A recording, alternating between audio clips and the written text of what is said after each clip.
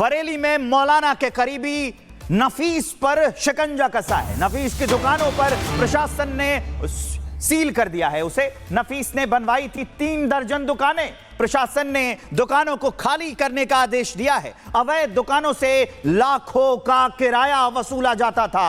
सूत्रों का दावा है कि इन अवैध दुकानों पर अब कार्रवाई की जा रही है। इन अवैध दुकानों पर बुलडोजर एक्शन की तैयारी की जा रही है। दुकानों के आसपास भारी पुलिस बल तैनात कर दिया गया है। तो बड़ी अपडेट हम आपको बता रहे हैं, नफीस अब इस पर चलेगा बुलडोजर, ऐसा सूत्रों का दावा है।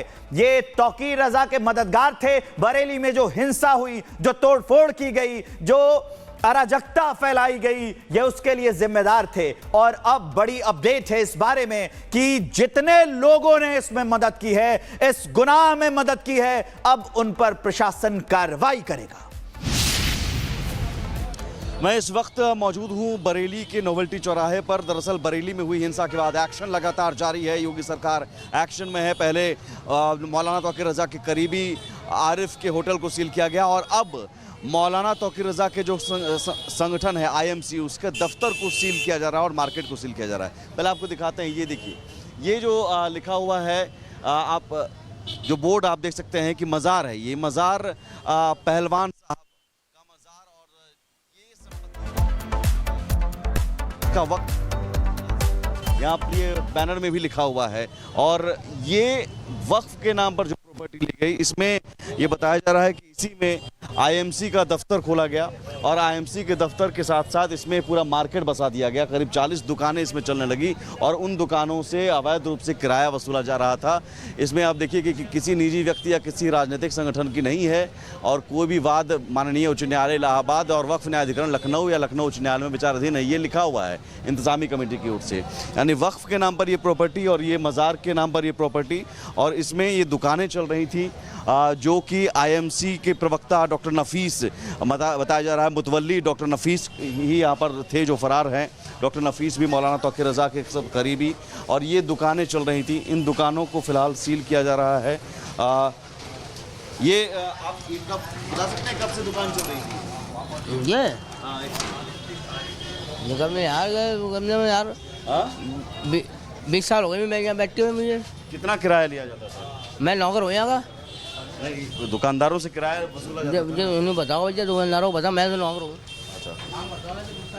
अच्छा, ये दुकानें जो हैं ये क्या वक्फ के प्रॉपर्टी? सारी वक्फ प्रॉपर्टी में दुकानें खोल किराया वसूला जाता था? किराया नहीं, वक्फ को जाता था। कितना किराया कौन लेता था? IMC नहीं लेती थी। IMC से कोई मतलब। मुतवल्ली डॉक्टर नफीस थे ना? मुतवल्ली थे, लेकिन वो किराया तो वक्फ को जाता है, उसकी रसीद मिलती है सब। कितना किराया?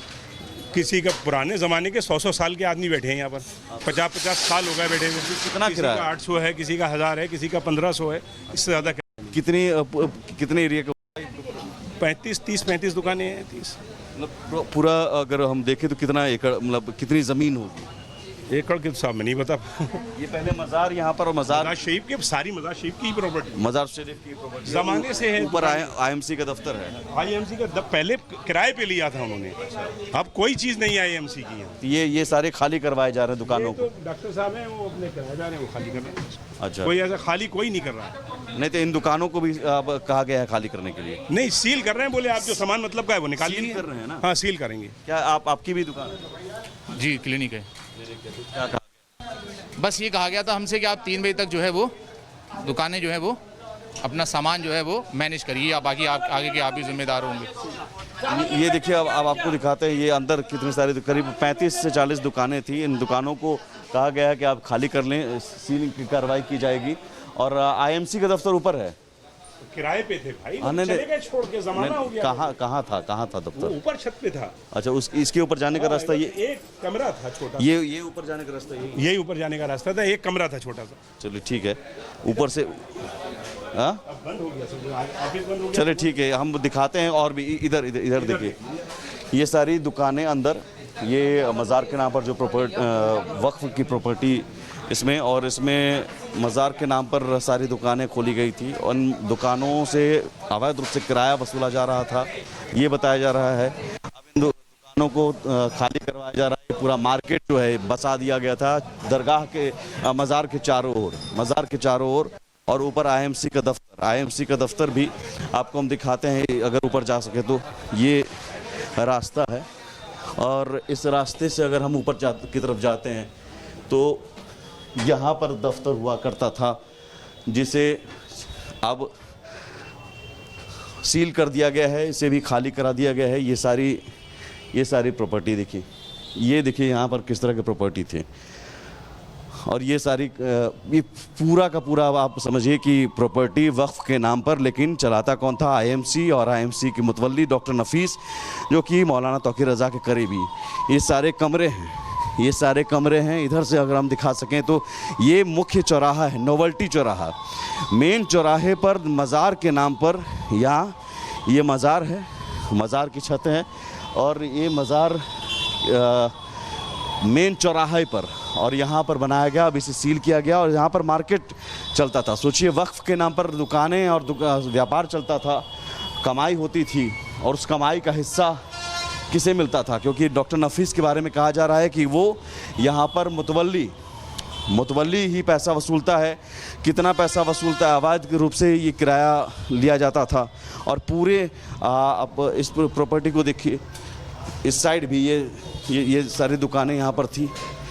इसके अलावा जो ये कई सारी शटर देखिए, ये सारी दुकानें थी। अब इसे ताला लगाकर फरार है, डॉक्टर नफीस भी फरार है। और यहाँ पर देखिए कुर्सियाँ लगाई गई थी। ये एक और दुकान। अच्छा, यहाँ पर आईएमसी का दफ्तर कौन था, कहाँ था? आप यहीं पर काम करते हैं? आप यहीं पर दुकान आपकी थी? हाँ? क्या कहा गया आपको? पता नहीं, मैं था नहीं सर यहाँ पर, अभी आया हूँ। मेरे पास जब फ़ोन गया तब मैं आया हूँ। का दफ्तर इसमें से कौन सा था? इधर नहीं है, साल पीछे हो सकता है। डॉक्टर नफीस आते थे यहाँ पर? मैंने आज तक देखा नहीं है, मुझे अभी जल्दी में मैंने ऑफिस खोला था यहाँ पर। अच्छा, कितना किराया देते थे आप? किराया भाई को पता होगा, भाई ने करी थी सारी, जो भी कुछ है उन्हें पता होगा। मैं तो फिर भी कितना किराया देते थे? जो पार्टनर हैं मेरे उनको पता होगा। ये देखिए ऊपर तक दुकानें, यहाँ ये मज़ार की छत है, गुंबद है ऊपर, देखिए ये मज़ार। अब इस मज़ार के कैसे इर्द गिर्द चारों तरफ बसाया गया और ये प्राइम लोकेशन है। यहाँ से देखिए ये नोवल्टी चौराहा है, यहीं से कुछ दूरी पर पथराव भी हुआ था, कुछ दूरी पर जो हिंसा हुई थी मस्जिद में। और यही वो चौराहा है जहाँ महादेव पुल जो देख रहे हैं आप, महादेव सेतु, वहाँ से भी पथराव किया गया था। अब उन उपद्रवियों की भी पहचान की जा रही है। मौलाना तौकीर रज़ा को भी गिरफ्तार करके जेल भेज दिया गया। मास्टरमाइंड दूसरा जो नदीम था उसे भी गिरफ्तार करके जेल भेज दिया गया और साथ ही साथ अब कार्रवाई उन लोगों पर भी हो रही है जो मौलाना तौकीर रज़ा के करीबी हैं और उन पर भी शिकंजा लगातार कसा जा रहा है। और जो यहाँ पर करीबी हैं, जो स्ट्रक्चर देखिए किस तरह से बनाया गया कि मज़ार है लेकिन मज़ार के इर्द गिर्द दुकानें और ये व्यापार चलता था अवैध रूप से। ये कार्यालय, ये देखिए ये कार्यालय यहाँ पर ये ताला लगा हुआ है, बिल्कुल दिखा सकते हैं तो कार्यालय प्रभारी। और यहाँ एक बैनर छपा हुआ है और इसमें कुछ ख़ास डिटेल नहीं, लेकिन ये यहाँ कार्यालय भी था। ये आईएमसी, यहाँ पर अगर देख सकें, देखिए आईएमसी लिखा हुआ, तो आईएमसी का यही वो कार्यालय था, ये दफ्तर। फ़िलहाल इन सभी दफ्तरों को बंद करके नीचे दुकानें खाली करा के सील करने की कार्रवाई की जा रही है। और ये एक्शन लगातार जारी है योगी सरकार का।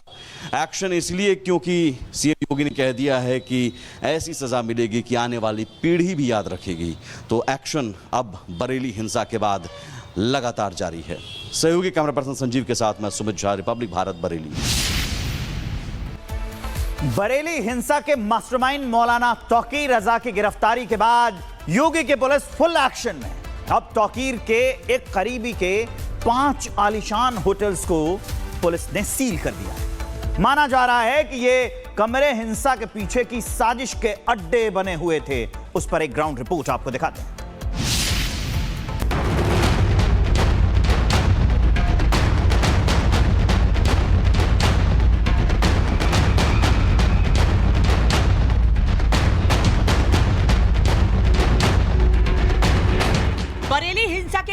मास्टरमाइंड तौकीर रजा की गिरफ्तारी के बाद अब पुलिस ने उसके साथियों पर सख्त कार्रवाई शुरू कर दी।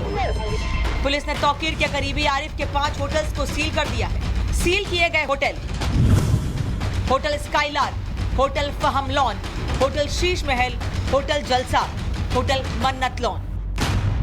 इधर होटल स्काईलार्क है रोड के अपोजिट, और फार्म लॉन, ये दोनों आलीशान देखिए कितने बड़े होटल हैं ये, और इसे सील कर दिया गया है।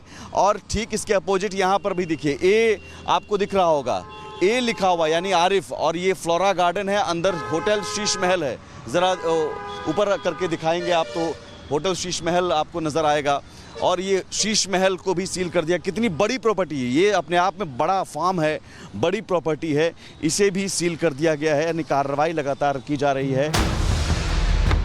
पुलिस के मुताबिक इन्हीं होटल्स में मीटिंग हुई और दंगों की स्क्रिप्ट लिखी गई।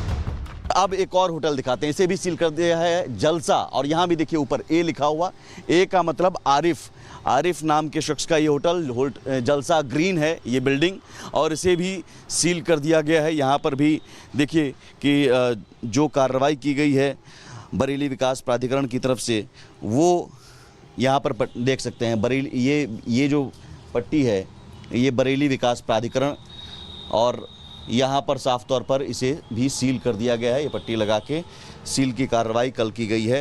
यानी 4 प्रॉपर्टी, लेकिन सिर्फ 4 प्रॉपर्टी नहीं, कुल 5 प्रॉपर्टी हैं। 5 पीलीभीत रोड पर ही, पीलीभीत हाईवे पर ही 5 ऐसी प्रॉपर्टी हैं जिसे सील किया गया है। पुलिस ने इन होटल्स में छापेमारी के दौरान कई अहम सबूत जुटाए हैं। एसआईटी हिंसा की जांच कर रही है और इससे जुड़े हर पहलू को खंगालने में जुटी है।